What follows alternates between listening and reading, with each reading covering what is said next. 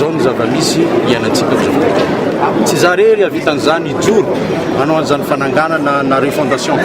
Ny refondation le révolution manova rafitra ohatra ny lalam-pandrena fa na any amin'ny fampianarana ihany koa misy zavatra amboarina any amin'ny fitsarana na amin'ny fandriampahalemana ny fomba entina mampanitany mitetika amin'izany ny sécurité intérieure be dia be zany ary misandrahaka ny refondation ary tsy vitan'ny rano marery tsy vitan'ny tenako rery ary zay ny antony hoe ary mbola mafisiko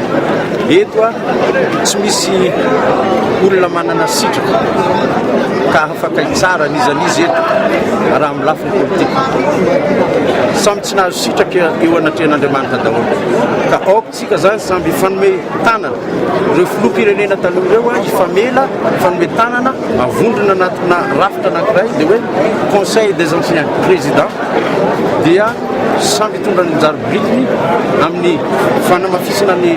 fampihavanana malagasy ny fihavanana malagasy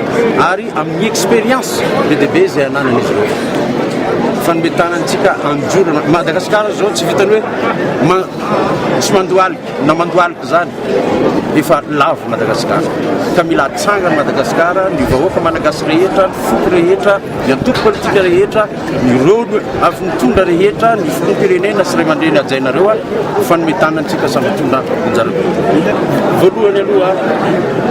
tsy mety jerena ny lara-pamena hoe ny réconciliation nationale rafitra ny afahana isiny le solidarité afahana isiny le unité nationale aloha tsy mety ajoro ny lehibe ny foko rehetra manery amin'ny Madagasikara mila fanatona mila manao convention pour l'unité et la citoyenneté ilaintsika zany avozona amafisina ny firaisana dia andraikitra kotsika eo amin'ny lafiny sécurité zay efa menimilina ny olona amerina amin'lohany la dépolitisation de l'administration ny administration tsy ilaina tsony hoe bantoerana na antoko anankiray anatin'ny resaka politika ao anatin'izany administration zany miady amin'ny politika ary ny détail technique na réforme juridique mikasika an'izany any amin'ny propagande tsika na amin'ny débat télévisé